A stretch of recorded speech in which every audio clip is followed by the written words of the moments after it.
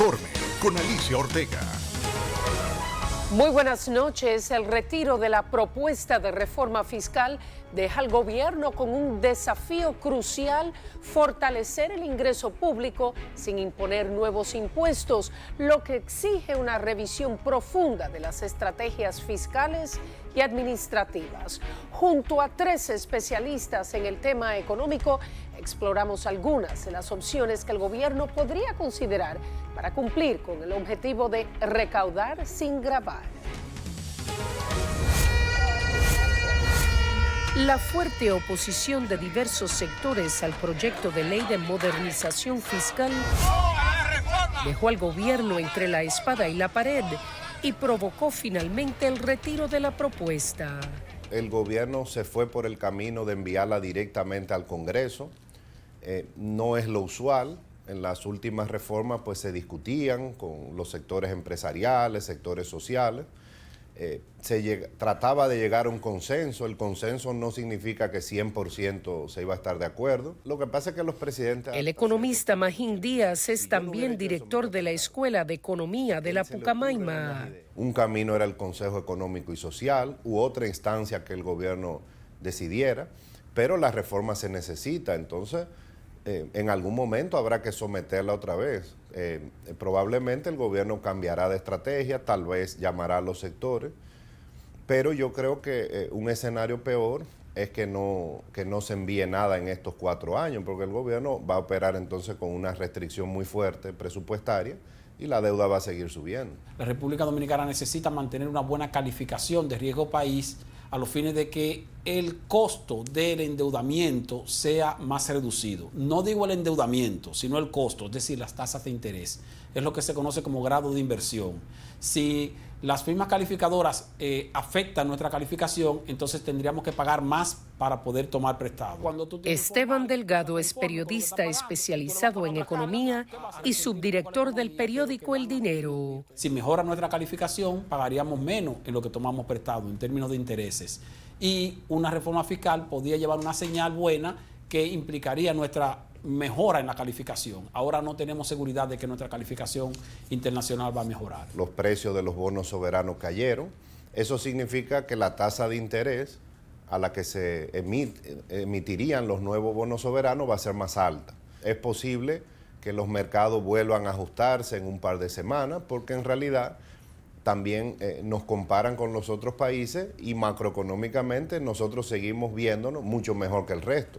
El presidente anunció que con los recursos de la reforma tributaria o fiscal, que iban a sumar 122.000 millones, se iban a hacer una serie de proyectos que ahora están en el aire porque esos recursos no van a estar disponibles. El economista e historiador Bernardo Vega sugiere algunas opciones que el gobierno podría aplicar para recaudar más dinero sin que necesariamente implique imponer nuevos gravámenes. Por ejemplo, uno de los proyectos que se iba a financiar con los 122.000 millones era un tren desde Santo Domingo a Caucedo. Él podía concesionar eso a una empresa privada, hacer un concurso y que lo maneje el sector privado y ponga el dinero del sector privado. No hay administración tributaria que pueda resolver un problema fiscal de la magnitud que tenemos. Tiene que hacerse una lucha contra la evasión. La evasión del ITEVIS y de los principales impuestos selectivos, llámese los combustibles, alcoholes y cigarrillos, ronda al menos el 40%, según la última estimación oficial realizada en 2018. Hay que invertir todo lo que haya que invertir en detectar fraude, en bajar ese alto incumplimiento en los impuestos, pero la evidencia histórica y empírica en la mayoría de los países es que los aumentos de recaudación que tú consigues ahí son marginales. No obstante, según los especialistas, mejorar la eficiencia de la administración tributaria es uno de los caminos para incrementar la recaudación. Esto implica fortalecer los sistemas de control y supervisión para reducir la evasión fiscal, especialmente en sectores de difícil fiscalización. Hay que hacerlo porque cada año se va aumentando un poco, entonces en 10 años se ve esa lucha contra la evasión, pero no te va a resolver el problema fiscal. El problema fiscal requiere una reforma que va a incluir medidas de administración, pero medidas de política, aumento de impuestos, etcétera, porque es que tenemos 3 décadas con déficit fiscal. El paquete incluía cosas muy apropiadas. Lo de la ley de cine se mostró que las pérdidas de ingresos tributarios y la utilización de esos recursos, si no se hubieran entregado a los cines para generar empleos, hubiera generado mucho más empleo que los pocos empleos que generan los cines, y además afecta negativamente al balance de pagos. Hay varias cosas que el gobierno puede hacer a través de la Dirección General de Impuestos Internos en procura de aumentar las recaudaciones sin modificar legislaciones. En este caso sería tomando medidas de corte administrativo. Y te puedo poner algunos ejemplos. Por ejemplo, tú tienes el caso de empresas en la República Dominicana que todos los años declaran pérdida. Entonces, la Dirección General de Impuestos Internos debería tener algún tipo de mecanismo mediante el cual le diga, no, pero no puede ser que tú pierdas todos los años, porque si tú tienes 4 o 5 años perdiendo, entonces ya hubiera desaparecido la empresa, quiere decir que tú tienes un desvío. Algo tú estás haciendo que implica que nunca pagues impuestos sobre la renta porque me estás reportando pérdida aun cuando la empresa funciona bien. La racionalización del gasto es otra de las estrategias para que el gobierno genere recursos adicionales sin recurrir a nuevos impuestos.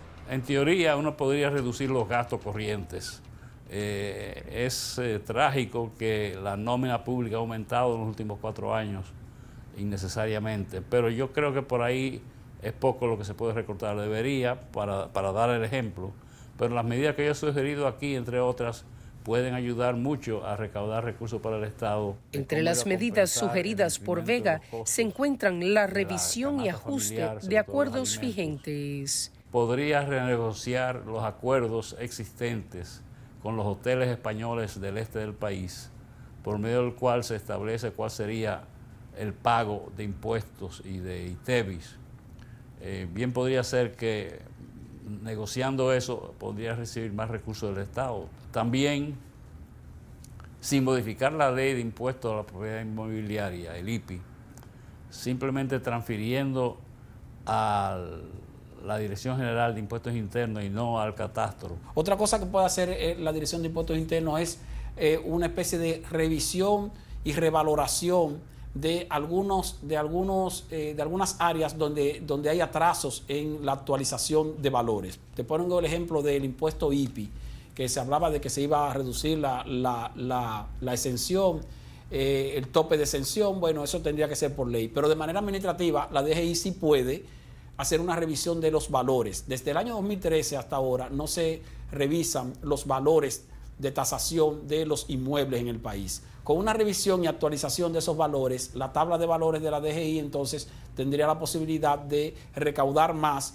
con el mismo impuesto, 1% con una exención de 9.8 millones de pesos, pero es 1% de IPI sobre inmuebles que hoy día, tal vez en la tabla de valores de la DGI aparecen 7 millones de pesos, un inmueble que tal vez cuesta 11 o que tal vez cuesta 10. La determinación del valor de las propiedades aumentarían los recursos, porque imagínense, hay una serie de propiedades en la ciudad de Santo Domingo, en el este, en Santiago, que están pagando en base a un precio inferior al del mercado. Y otra cosa que puede hacer también la Dirección General de Impuestos Internos es, junto con el gobierno en sentido general, es la fiscalización de las exenciones tributarias.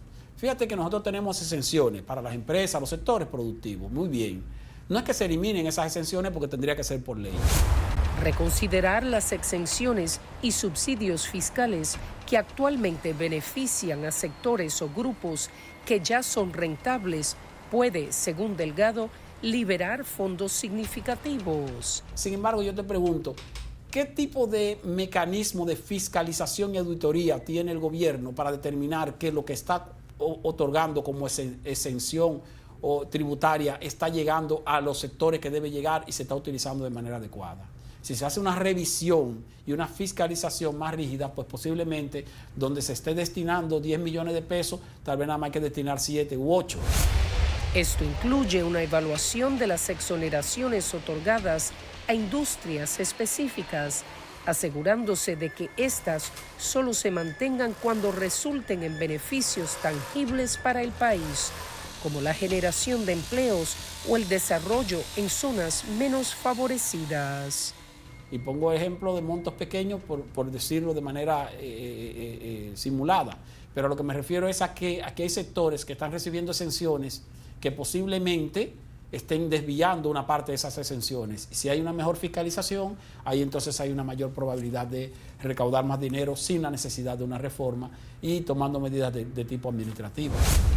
Algunos proponen que el gobierno también puede explorar la posibilidad de monetizar o concesionar activos públicos a través de una correcta administración o asociaciones público-privadas que podrían generar ingresos adicionales sin la necesidad de aplicar impuestos directos. Podría vender, digamos, el 40% de las acciones del Estado en las Catalinas, entregando a la administración a una empresa extranjera con capacidad y vendiéndola a muy buen precio porque es muy rentable, la vendería por encima de su valor nominal y ese dinero iría para los proyectos. Yo estudiaría lo que negoció la semana pasada el gobierno de El Salvador de Bukele.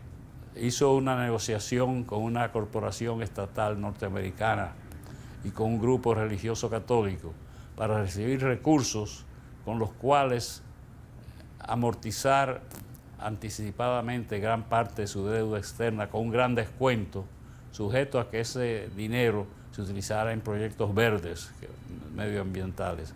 Es una alternativa interesante. Yo creo que una gran parte de la sociedad no entiende por qué hacer una reforma si el país está creciendo, también los indicadores de desarrollo van mejorando, la actividad económica va bien. No ven el problema fiscal, mucha gente, eso no lo entiende necesariamente la población, pero la reforma se necesita claramente. Hay un problema de déficit grande, el pago de intereses se está comiendo el presupuesto literalmente. Díaz, exdirector de Impuestos Internos, dice que el pago de intereses de la deuda equivale al monto del dinero que el gobierno invierte en educación. Hay una ley de responsabilidad fiscal que obliga al Estado a ir reduciendo la proporción de la deuda del país con relación al tamaño de su economía, y eso limitaría el endeudamiento. Entonces el gobierno se quedaría, como dije, sin recursos para esos proyectos. Yo particularmente creo que ahora que no va a haber una reforma, lo que puede hacer el gobierno es un esfuerzo en simplificar la administración tributaria a los fines de facilitar el pago de impuestos de aquellos que no pagan y pudieran tener deseo de pagar. Me refiero, por ejemplo, a las micro y pequeñas empresas. Algunas que están en informalidad, o no algunas, sino muchas, que quisieran tal vez pasar a la formalidad. La informalidad sigue siendo una barrera para el incremento de los ingresos fiscales.